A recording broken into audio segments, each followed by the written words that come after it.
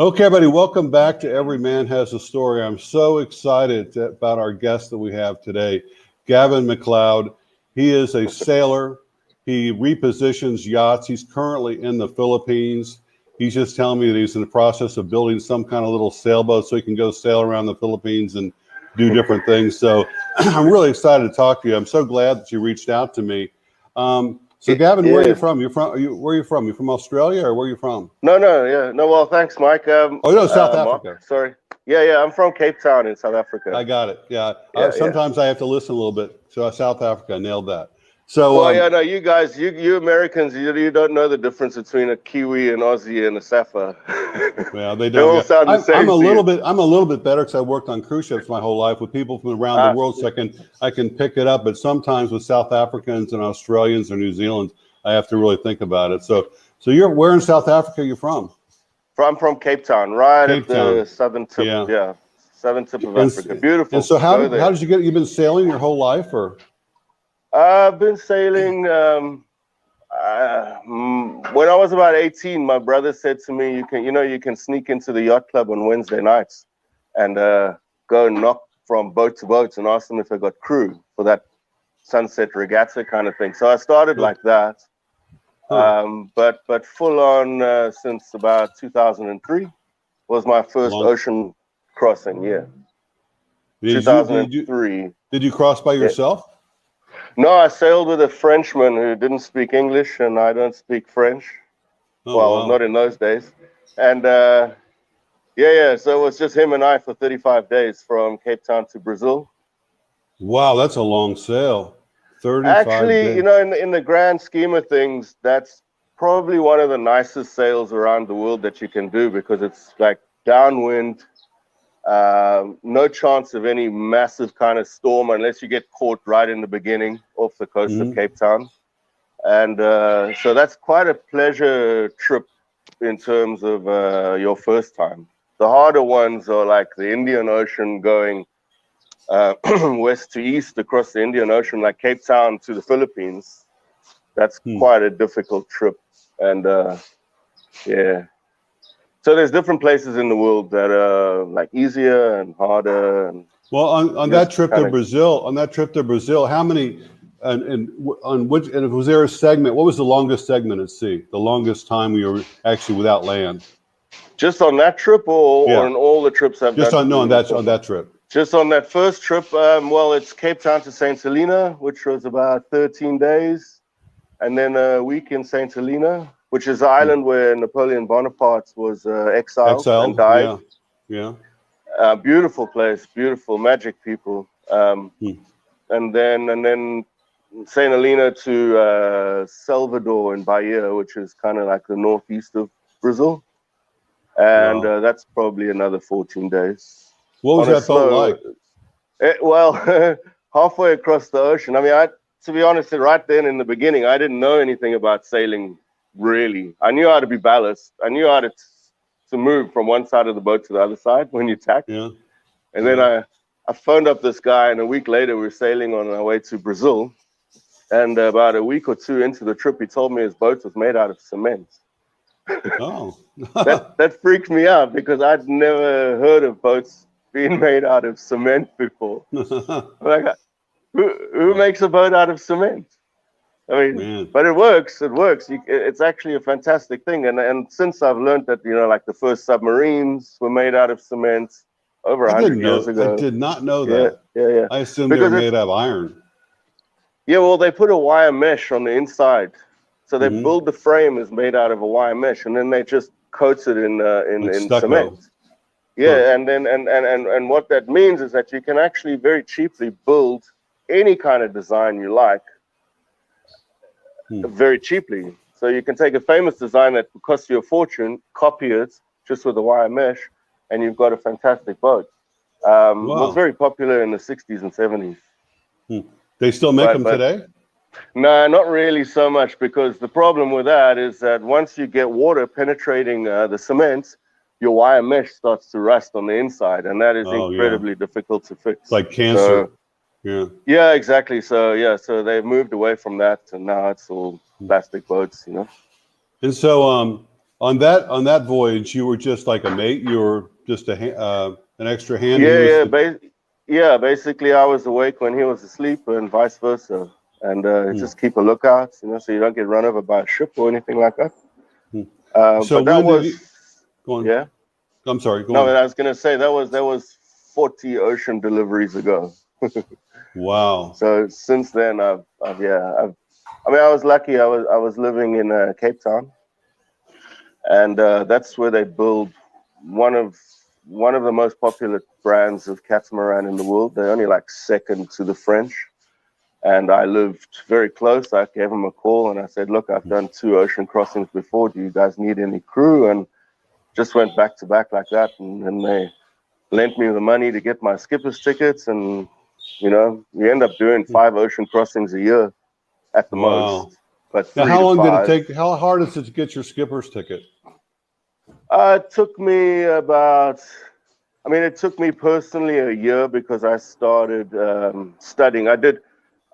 I started studying on my own. I didn't really go to a school. I just went to a school to learn the practical side of the exams and the navigational things, like little arrows and how to figure out tides and all of that kind of stuff. That was only a 2-week course. But in order to get all the understanding behind you and all of that, I'd done 6 ocean crossings before I wrote any kind of exam. That's a lot. For any kind of license at all. Whereas that's kind of changed nowadays. Nowadays they want guys to, if you're going to be a crewman or a first mate, you got to have some kind of day skipper or coastal skipper or something like that before they let you on, because there's so many guys who want to do it, and they want to go into the mega yacht industry, which is something I never really wanted to do. I didn't want to be a floating hotel manager, so I prefer the long deliveries, like when you just go. And you're your own boss, and you make your own decisions, and you got a small crew that becomes like a little team, and we all work together for the outcome, which is delivering somebody's dream to them, in like better condition than when you got it in the beginning. Wow, what a dream job! What a dream job! Well, just talk about freedom. But you say that, but sometimes dreams can become nightmares very quickly. So you got to be on top of it. Have you had anything bad ever happen? Oh, man, I think I've had everything happen except like losing somebody overboard, which thankfully would be the worst of all. Obviously, things. Death would be the worst. Yeah. You've had. I could run through them, but it would just bore people. No, it wouldn't bore us. No, well, I've been dismasted off the Bahamas. It's like a storm that just appeared like a freight train, and the mast just went into the water. I managed to salvage the whole mast, get it out of the water, take it into St. Thomas. I've been there many times. Yeah, beautiful place. Red Hill or whatever. Yeah. I've had flooding in the engine compartments. So when you got demasted, how does that work? Like you call up the owner and say, "Hey, I got some bad news for you. A storm hit, your mast is broken off." And is there insurance? Do they have to wire you the money to get it fixed? How long did it take to get it sorted out? Well, that's a bit of a long story. Like everybody wanted to blame me. When the riggers and that arrived, they were like, in the 30 years that we've worked on this island, dealing with problems like this, we've never seen anybody be able to salvage the rig. Usually guys just cut it free and let it sink or whatever. Yeah. But I managed to get it back on the yacht. I'm not trying to like blow my own trumpet or anything, but I thought that would be the best thing to do. You got your evidence, saving a bunch of money, where the failures are and all of that, and but yeah, it didn't really work out so well. The owners were new owners. Shame. It was an unfortunate thing for everybody. It was, but it happens, and then thankfully there wasn't too much damage to the actual vessel itself. So you got the mast, you got it all put back together, and then you continued on and delivered the yacht? No, that was the final destination. I had to like. Oh, that was the final destination. Yeah. Did they pay you for the voyage? They did, yeah. I mean, it Oh, took a that's while. good. It took a few days for them to kind of like calm down and stop thinking that it was something I did intentionally. You know, I mean, shit happens. You know, Yeah. and it was one of those. That storm, when I got to St. Thomas, I found out that storm rolled over there and actually sunk a lot of boats that were in anchorages. It Wow. wasn't expected. The storm just kind of came out of nowhere. It was really like a train just hit us. Boom, instantly. Anyway, let's not go down that hole. So, Ask me something else. so tell me how do you go about getting a gig? Like, how do you get a boat to? How do you find your customers, Jen? Well, over the years, I've managed to make some friends around the world. You know, agents and other delivery companies, small delivery companies, and every now and then they feed me work. You know, so I don't advertise or anything like that. Yeah, it's just word of mouth, repeat customers. I've done a few jobs for people who, like now, why I'm in the Philippines is because I sailed from Cape Town with two crew, very nice crew, one guy from South Africa and a girl from Canada. And we left the day before South Africa went into lockdown. And as Oh, we were sailing around, coming up 7,500 miles to the Philippines, all the countries, one after the other, started shutting down. This was March, April last year. wow. And all the countries started shutting down. So where I had planned, you know, like you're going to pull in for water or maybe you needed some fuel or extra food, they were just closed, refusing entry. It was right in the beginning. So everybody was really afraid, you know, like, and it's understandable. I mean, the Maldives Coast Guard came out to us and they were like, is somebody dying? I said, no. I said, what do you want? They said, we just need a break. Sorry, no. Seychelles, same thing, closed. Thailand, closed. Singapore, closed. Indonesia, closed. And even when we got Wow. to the Philippines, they were closed too. Well, So what about that like is, provisions and things? What if you run out of food and water? well, I had seen the possibility of all of this happening. You know, I mean, it Yeah. was late March that I left South Africa, or mid March, and so I had provisioned for 4 months of being self-sufficient. The only issue really was water, so we had to kind of ration our water, but we still had over 1,000 liters between the three of us. So yeah, so we basically did Cape Town to here in Punta Fuego in Batangas, So is that nonstop. where were you delivering the yacht to here in the Yeah, Philippines? to here in Okay. the Philippines, and then my crew, after a couple of weeks, my crew managed with immigration and negotiation. You know, they could go to immigration, clear in, and go straight to the airport and fly home, which was also a bit of a mission because at that time there were only repatriation flights, and you had to fly via Europe to get back to South Africa, or so it was a big deal and very expensive. But luckily, that was the owner's responsibility, and thankfully, he was very generous in that regard and understanding that the flights were like 3 times what they Yeah, I've usually seen were. that. Yeah. And but I decided to stay because, like I said, I have repeat clients, and I had a boat lined up in Phuket in Thailand to take to Ailey Beach in Australia. That's a long way, So, isn't it? Yeah. well, yeah, that's about 4,500 miles. But like as I said, they were clients of mine, and I wasn't going to go back to South Africa. There's nothing to do in South Africa right now either. And so yeah, so I hung in and I hung in and I hung in and I hung in, waiting for Thailand to open, which it never did. Tried Yeah. every angle, you know, every opportunity, every way that you could possibly get in, and it just got tougher and tougher as the pandemic continued. And eventually I found somebody else who was in Thailand to do the delivery for my friend and get his boat to him in Australia. So I lost out on that job. And then, you know, last year was supposed to be one of my best years, and it all just went away. Wow.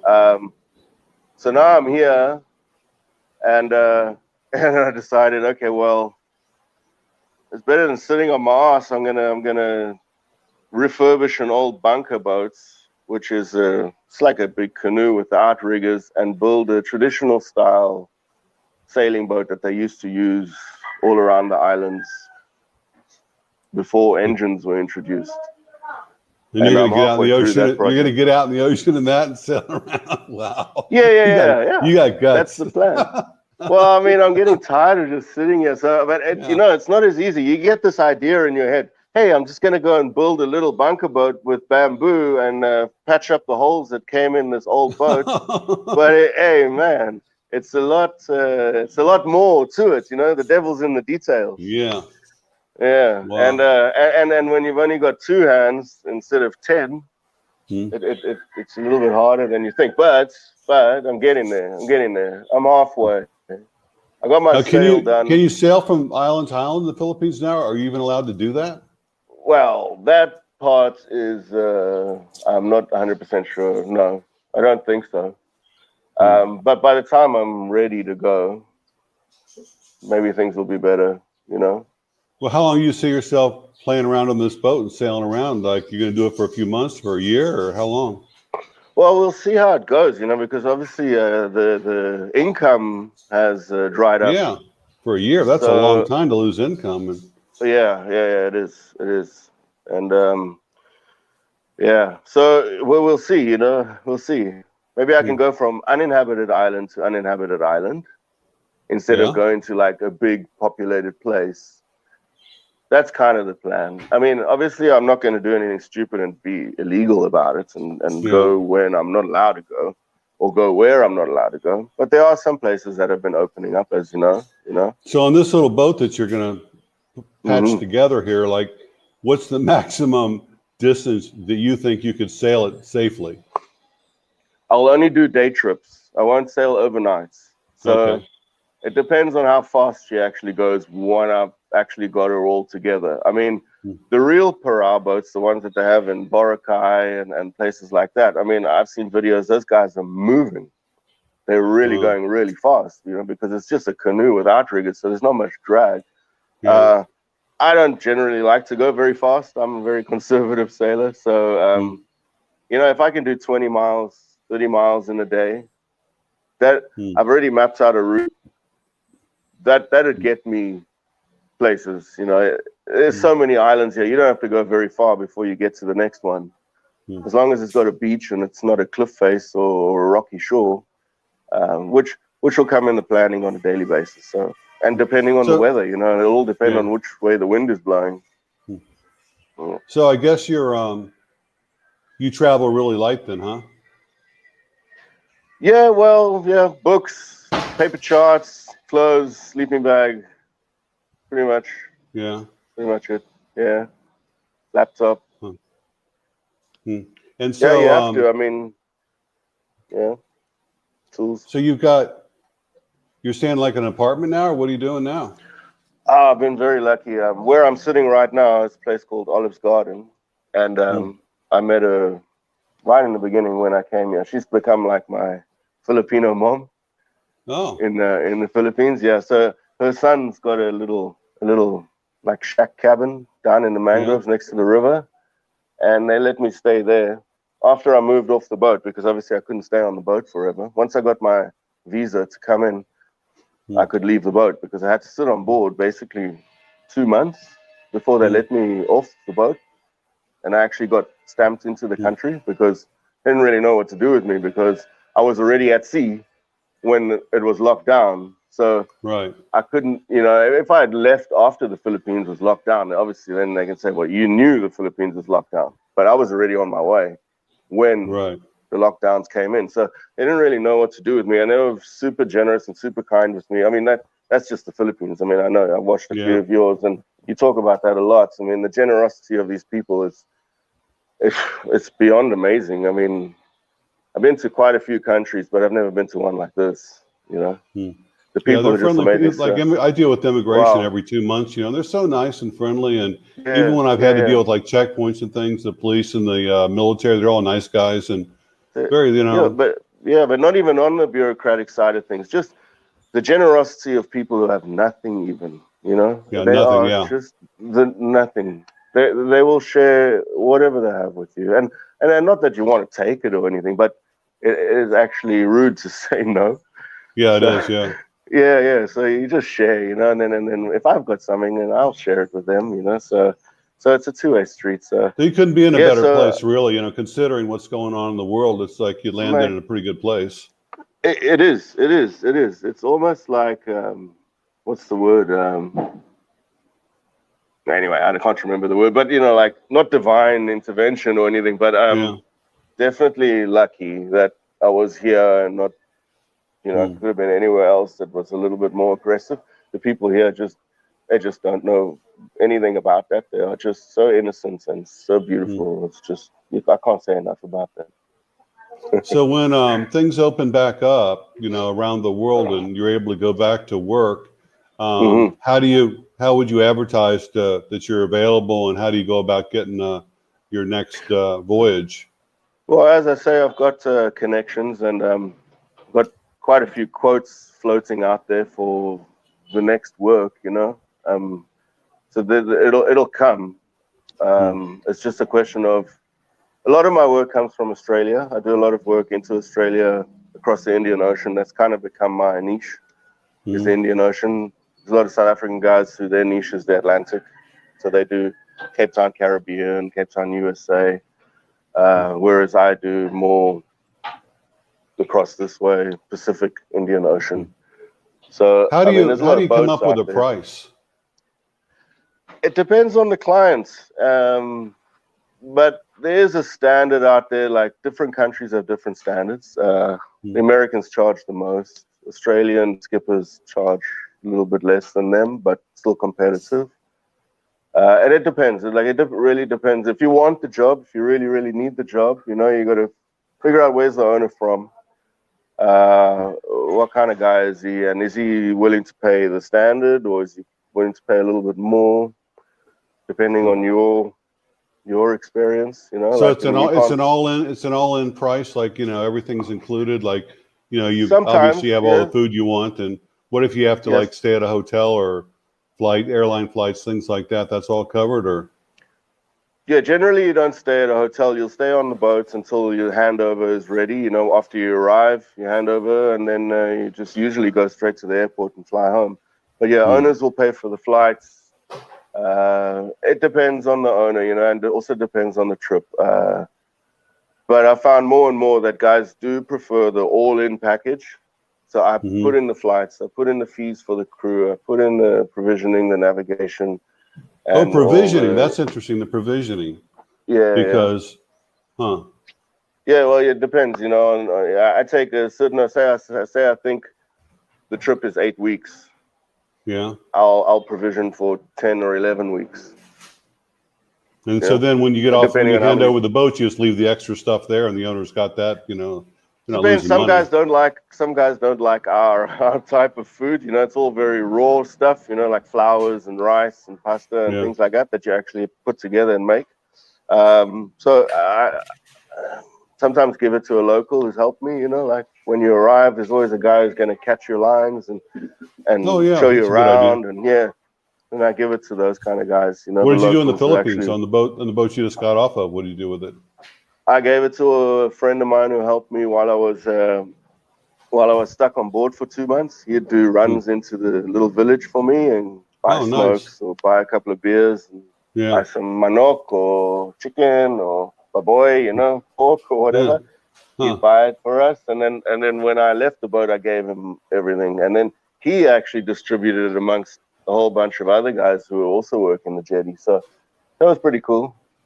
I didn't think I was going to be here that long because I miss all my brown rice and my lentils. I gave it all away, and I can't get any of that stuff here.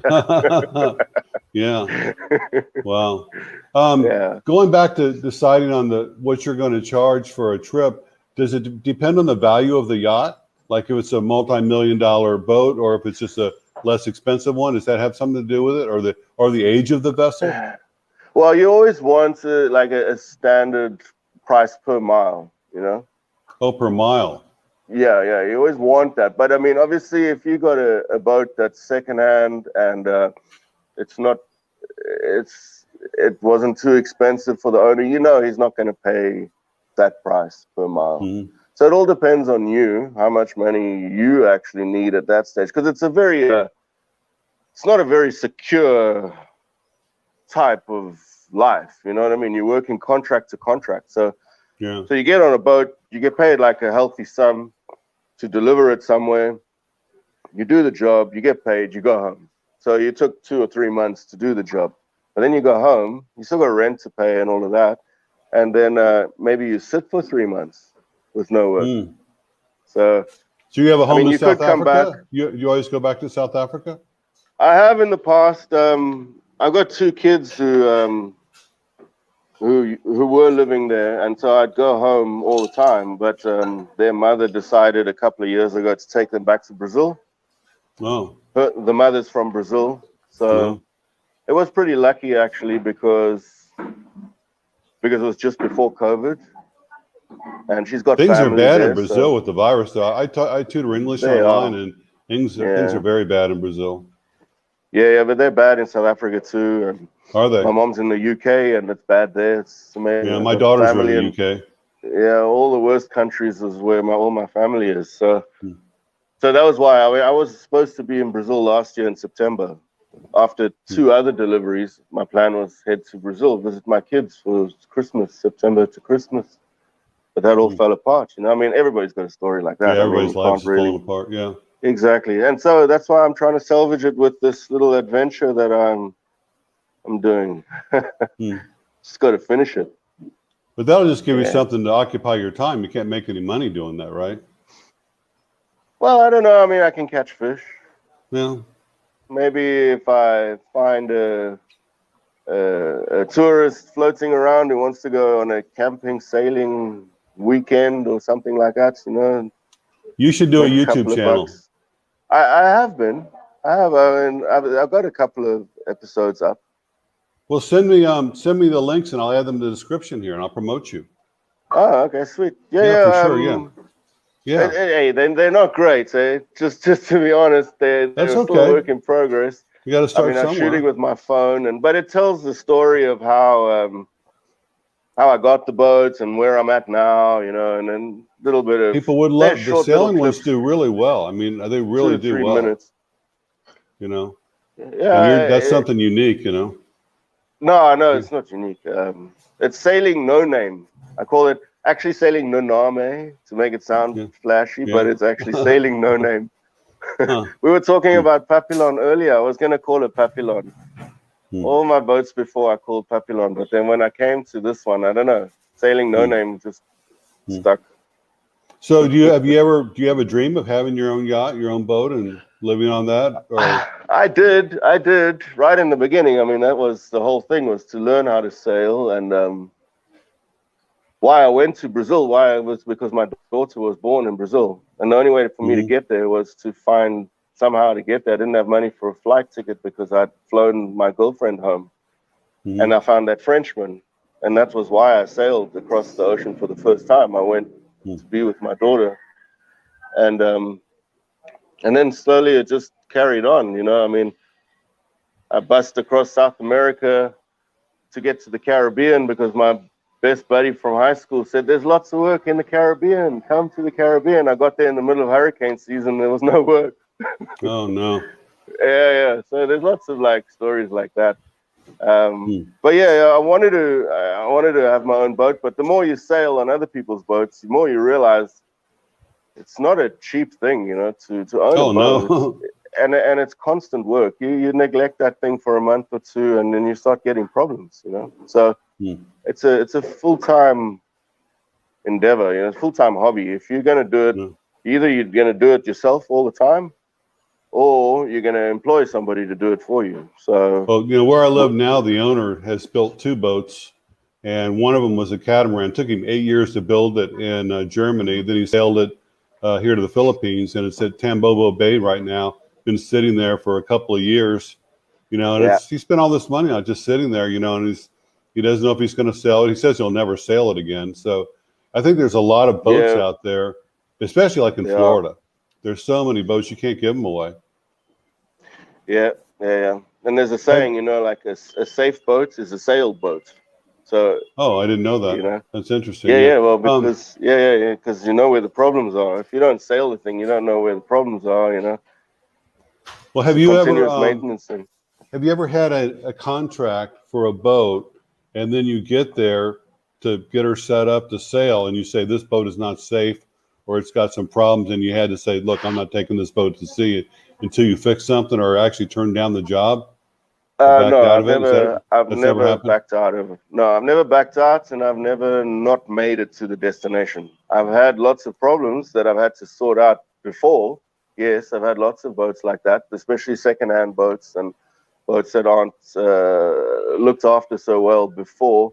But you run through the process. I start from the bilge, I work my way right up to the top of the mast, going through every system, Really? you go through layers of the boat to check where the problems are. A lot of guys want you to fly in and within 4 days get going, because it costs them money for you to sit around. So, but it's not always possible. Some boats, yes, some boats need 2 weeks, depending on the condition that you find them in. But I've never had to walk away from a boat or turn around and say this is not going to happen. Luckily, I do know guys who have done that. But for me, it's always been like a challenge, and then the more drama you have, you just got to, you don't learn when things are going well. You only learn when the shit's hitting the fan. You know what I mean? That's true. That's when you get the manual out and you're like, and you learn how to bleed an injector, and you learn how to, you just You're learn. a jack of all trades. You can probably fix anything. If the diesel engine goes out, you can probably figure out a way to fix it. You figure out eventually, yeah. And the nice thing about sailing, I mean, it's a momentary existence. So here on land, we're always dealing with, what am I going to do tomorrow, or what happened yesterday, or we're distracted. And we're distracted when we sit down and you watch television or listen to the radio. You don't have any of that stuff at sea. So you're living just in that moment where your mind is clear. You can focus. Well, yes and no. I mean, sometimes you do drift off into the horizon, and but there's a lot of time for reflection and things like that. So when you're in that moment and you do have a problem, you sit down and you solve it. It might take 2 days to get to the actual solution, but you get there. Whether you started from not knowing anything about the problem to being able to fix it at the end of the day. Which is a beautiful thing about being at sea. I mean, I just love being at sea. I do too. Of course, I've only been at sea on cruise ships, but I mean, just being out there on the ocean, there's something magical about it. It just, yeah. I just love it. Tell me some more stories about drama. You said things have happened. Come on, tell me some more stories. Something that's happened that was really a challenge, or something went wrong, or anything. How about pirates? How many times you had pirates come after you? Only once. Rounding Singapore. Yeah. Well, on this trip, I had what I thought was pirates, but it wasn't. This ship came past us at 5 o'clock in the morning, turned in front of us, and deployed 3 little boats into the water. And I thought, that's how pirates operate. And they're coming for us. Yeah, that's not good. But it turned out they were just like laying out some nets in the little boat. But I did get a bit of a fright then. But a few years ago, I was sailing with the owner of a boat, also from Thailand, around Singapore to the Whitsundays in Australia. And I had the owner and his best friend on board. And just as we rounded Singapore, some Indonesian islands just to the southeast of it, and the guys came out in a skiff. And one of the guys, and they were roaring to get to us. And I said to the owner, this doesn't look good here. This is not good here. And they came and they circled us about 5 times. Because they can do about 30 knots. We were only doing 10 knots maximum. And they circled us about 5 times. And then they said, stop the boat, stop the boat, stop the boat. I said, no ways I'm stopping the boat. I'm in international waters. I'm in a shipping lane. It's international waters, No, stop the boat. We are Indonesian customs. But now, only one guy had camouflage clothes on. But he clearly had the Malaysian flag on his shoulder. So he'd stolen or somehow procured Malaysian camouflage clothing, claiming to be Indonesian customs, flying a pilot flag. So I just said no, and they were coming up next to us. This went on for about 3 hours. Then they drift off 3 back hours, behind us. wow. Yeah. They drift off back. There was one grim-faced guy sitting like this with his hand under his leg. You know, he was the one with the gun, and the other guys were all kind of smiling at us, like, "Hey, stop the boat! It's all cool. It's all cool." I said, "No ways, man." I had a 65-year-old dude on the boat, and he's standing there at the back of the boat with the biggest kitchen knife that we had, facing them down. Like, I'm got 2 rocket flares, and the owner of the boat's hiding inside. He was hiding. But yeah, so they circled us a few more times. They followed us. They came right up next to us, and eventually we were just getting too far away from their island, and they turned around and they went back. So they probably think, you know, like, most people are going to go, yeah, okay, sorry, how much money do you want? You know, take it. But we didn't. And luckily we didn't. I mean, well, good job. You knew the difference between the flag too. I mean, a lot of people wouldn't have known one flag from another. I mean, that was a telltale sign, you know, right there. Yeah, exactly. Wow. That's when I realized this is not legit. You know, this is these are so on these boats, it's illegal to carry any kind of firearms. Like, you can't have like an AK-47 or an AR-15 there. Or... I don't think anybody's allowed to have an AK-47. I don't know. I mean, I've never traveled with weapons. I mean, the only weapon you have are your kitchen knives, really. But pirates usually have guns, though, don't they? Yeah, they do. But you know that whole Somali pirate thing kind of died down. I mean, it's still happening. I mean, when we were sailing now, coming past my yacht, which is at the top of the Mozambique Channel, the Coast Guard came up to us and just to check us out and see our boat papers and our safety gear, and they were like, you know, because of COVID, there's a lot of pirate activity happening off the east coast of Africa again. So just be careful, and you know, if you don't go too far north, you're going to be all right. But the weather pushes you north, you know, so you can't just bash straight east. So you got to kind of just, it's just one of those things, you know, you cross the road, you can get hit by a car. You cross the Indian Ocean, you can be taken by a pirate. So I think it's also up to you, you know, a lot of how you come across. Like, if I'm standing there loading a gun, obviously they're going to go and load their gun. But if they come up to me and I negotiate with them, you know, it's how you treat people. It's the same with everything in life. So, I mean, I don't want to be taken by pirates, but I'm not afraid. Some movie prop guns, like big cannons and stuff like that, but they're all fake. No, then they'll just shoot you. They wouldn't. No. They'll just shoot you, you know. I mean, if they think their life's threatened, you know, but if you stand there, you've got nothing. So how about and all they want really in the end is, so how about other things that have gone wrong out there when you're, like, have you ever had like you're dead calm, like you're stuck in the water and you can't go anywhere, or something serious you have happened? You have engines for that type of provision for calms. I mean, you try and sail as much as you can because it's a new boat. You know, you don't want to put too many engine hours on it. Oh, so these usually, but sometimes that's a good question.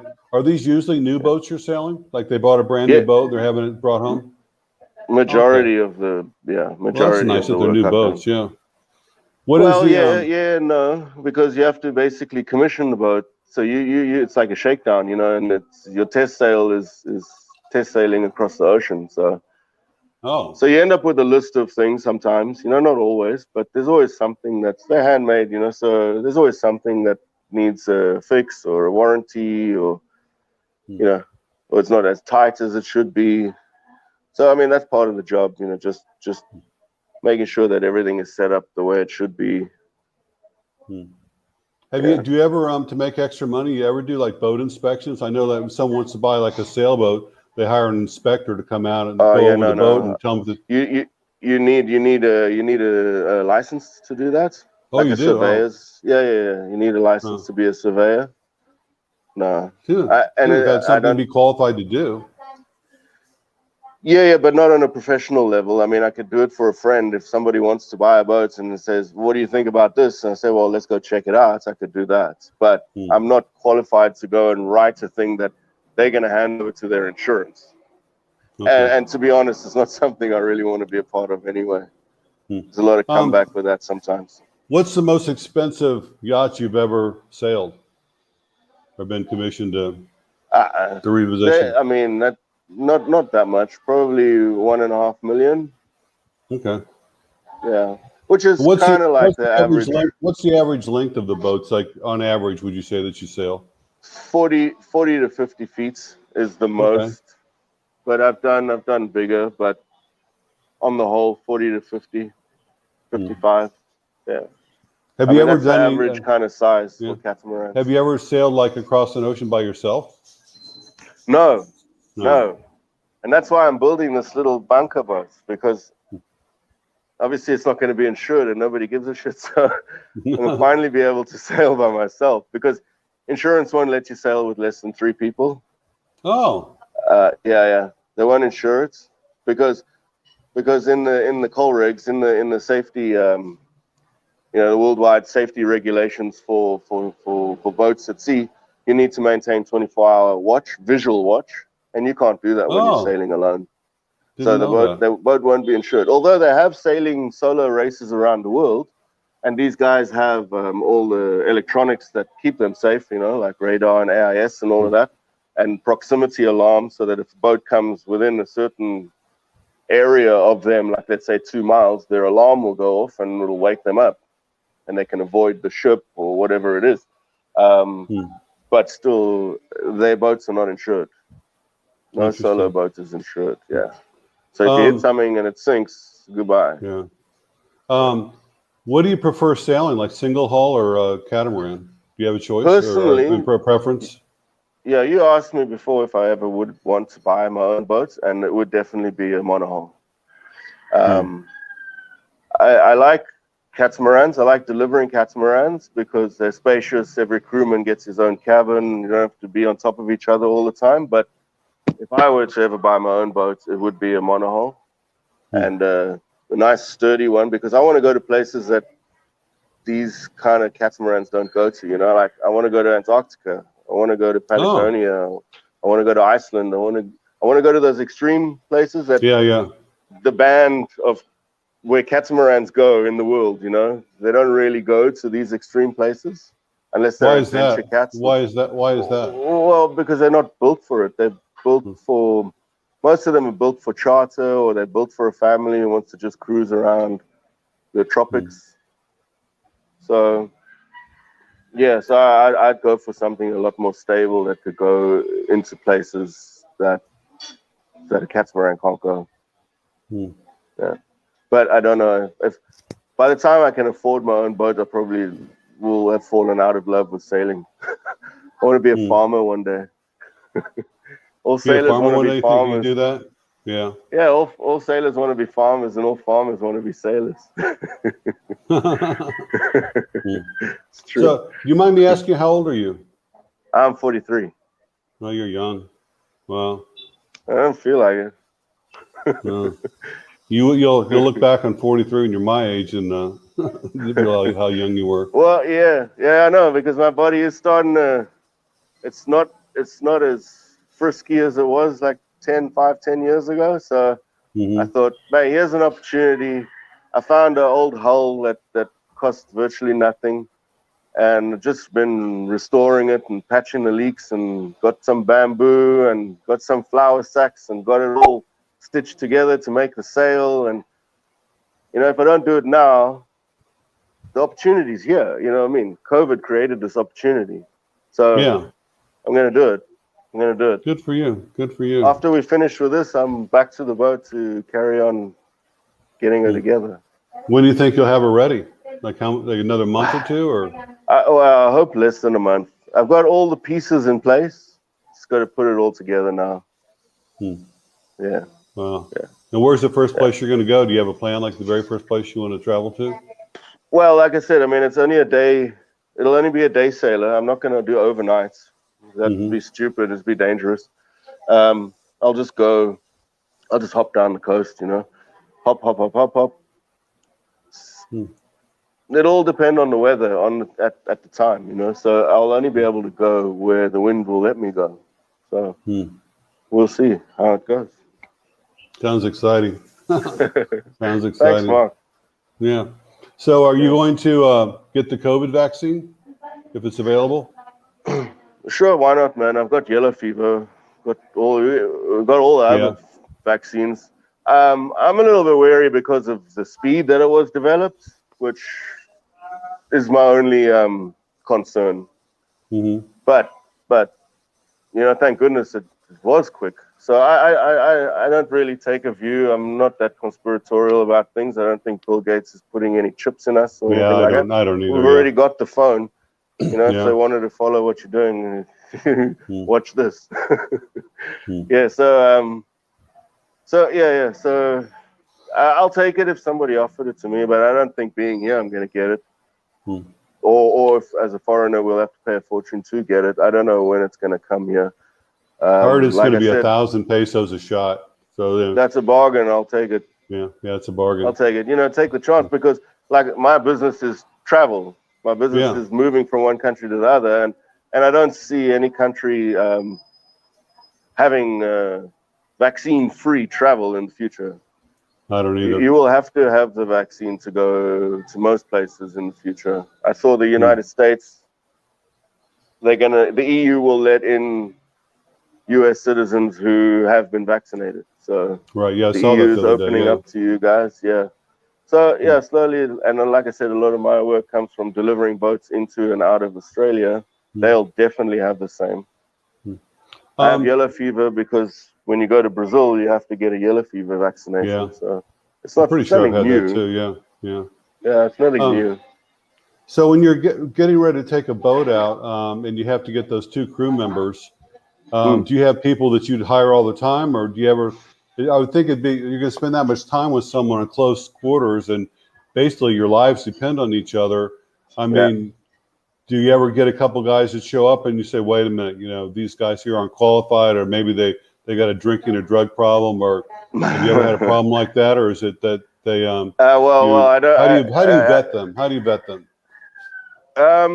Well, usually they're either referred by other people or they're guys who have just done a sailing course or things like that. The problem with getting repeat guys is that as a crew on delivery, you don't really earn much money. It's really How just much for they the make? experience. It depends on the boat, depends on the owner, $500 to $1,000. Sometimes nothing. Sometimes they do it just for the flight, all on board, and the flights is covered. So that it doesn't cost them anything to do it, but they get the 5,000 or 7,000 miles that they can use to write their exams. They need miles. Plus, they get have the experience. And then they get the experience. Yeah, and a lot of kids nowadays, they all want to work in the super yacht industry because there's a lot of money in that for them. So which is fair enough. And sometimes, you spend so much time with people, it's nice to meet new people on your next trip. So Yeah. everybody's different. Some people work hard, some people don't enjoy it, some people love it, some people will never do it again. So it's all part of it. What's your favorite thing about being out there in the middle of the ocean? Like for me, I like being out there at night with the stars and stuff. Yeah, for sure. Yeah. The silence, I was gonna say. The silence, yeah. When you're sailing, it's just that sound of the sea, and you feel like you're never in the same place ever. From the time you leave, you're not in the same spot ever, and it's all just generated by, most of the time, generated by nature. You're manipulating nature into a way that gets you to where you want to go. And you're doing something people have been doing for thousands of years. Well, that's what I was going to say. And it's all on the history of all those people who tried for the last 1,000, 2,000 years, all their mistakes, all their tragedies, all their shipwrecks, all of that is now there for you to take. You're standing on their shoulders. And 99% of the time it's safe. You know what I mean? We got weather information that's second to none nowadays. Yeah, weather on my phone. You know what I mean? It's just incredible. And it's changed so fast. I mean, since I started, it's changed a lot too. Technology is amazing, which is great. I love it. But like now, I'm going back to basics. I'm just going to go with the handheld compass, Okay, the island's over there. Follow that 320 degrees and just go. Are you gonna have No are you gonna engine. take a sextant with you too? My sextant's back in Cape Town, so no, I'm Hmm. not gonna. Because I'm just gonna do day sail anyway. I'll probably be able to spot the island anyway. As long as I know, like I said, with the technology we have, I got Google Earth on my phone, Navionics, Well, and plot my route. If I know that I'm not going to be able to see the island until I'm halfway there, as long as I know the heading, and I keep well. to it, it'll be all right. Have you ever? Does it ever happen to you when you're out there and like you get caught in like a typhoon or a hurricane because you know the weather's there, but you're trapped, like you can't go. The wind won't take you to a safe place. Yeah, I've had a Have you ever been few. stuck? Yeah, I've had a few where like in the Caribbean, having to hide in the Dominican Republic or something. Hurricane Gustav and Hurricane Ike. I don't know if you remember that season. Yeah, I do. A few years ago, I had to hide in the Dominican Republic for a couple of weeks because it was just back to back. One chased us down, Gustav chased us down, pulled in, then Ike came, and then there was another one, I can't remember, Hannah or something.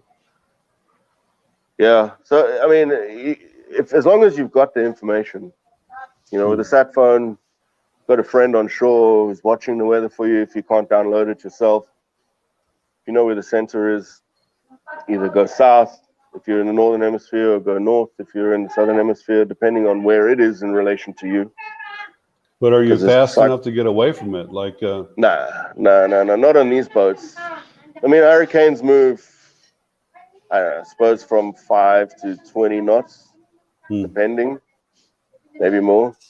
And we can do maximum of 10, I'd say, on catamarans, mostly these days, depending on the engines. But you could motor sail. I mean, there's lots of things. It's a variable thing, you can't really say for sure, like, it's going to be like this because it's weather. Is that the greatest danger of your job, is the weather? Well, it definitely plays a huge part, yes. It depends where you are. Like I said, I've done a couple of trips from Cape Town straight across the Indian Ocean, the bottom of the Indian Ocean, like the Roaring Forties, around Tasmania and into Brisbane. And that's an 8,500 mile trip. So that's a long way. We did 68 days nonstop on that. And there's nothing there. It's just albatross and huge freezing cold waves and wind from behind, which is a bonus, which is why I did that route. So yeah, I mean that's a bit dangerous because there's no one out there to help you if you get into any trouble. There might be some Japanese or Chinese fishing vessels, but other than that, you mentioned earlier that you were on a boat with the owner. Now, when you're on a boat when the owner's on board, you're the captain, right? You make the decisions, or is he? Yeah.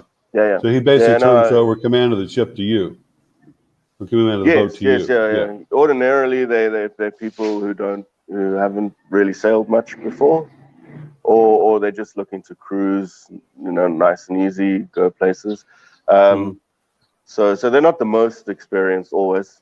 If they were experienced, they wouldn't need me. So.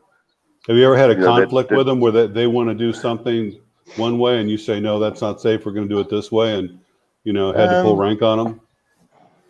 Well, I set it down in the beginning, so that we don't have to actually have that situation come up. I told them, look, like, it's the safety of the crew, the safety of the boats, then it's what you want. You know what I mean? Oh. That's the order that we're going to work in. We're going to work Interesting. in the safety of the crew, safety of the boat, then whatever your wishes may be, because if they conflict with the first two, we're all in trouble. So just fascinating. Keep your desires until you've got the boat there, but I've never had that before. My friend. Do you prefer sailing without the owner on board or with the owner, or it doesn't matter? I like sailing on my own with the crew, because then there isn't like a third party to kind of like get around the issues that I'm trying to tell the crew. But to be honest, I don't really mind either way. It's nice when the owner's on board, because it they buy nicer food than I do. Yeah, I guess so. That's a good point. Yeah, there's more Point. steaks and there's more, like just Do they the ever quality is a give lot you like better. a big bonus at the end of the cruise? Like I've had more a than couple you? of guys. Yeah, I've had a couple of guys, and it's usually the guys who have the least amount of money. Actually, it's usually those kind of guys who give you a tip at the end. The really rich guys, they don't tip you, but the poorer So they guys got do. rich. Yeah. Well, yeah. Have you But ever had one of the owners like offer you a job and say, hey, you need to give this up, come work for me at my company, and you're a great guy, and I got this great opportunity for you? Yeah, I have, but I'm South African, so our passports, we call it the Green Mamba. It's very difficult to actually work in a foreign country. It's quite a process to get that kind of work visas. Is that where you want to like spend the rest of your life? Like when you retire from doing this, are you going to stay in South Africa, or do you think you go to another country like Brazil, for example, or what do you think you'll do for your future? I'm not sure. Like now that I've been in the Philippines for however many months, this place is looking pretty good. Yeah, it is. It's great. I love it here. Yeah, and it's safe. Yeah. Like in South Africa, there's a lot of crime. Poverty breeds crime, I know, but there's a lot of guns. Yeah. Yeah, I've heard that. Hey. Thank you. Yeah. Did you break off there? So yeah, froze up for a second. You're back. We're so it's safe here.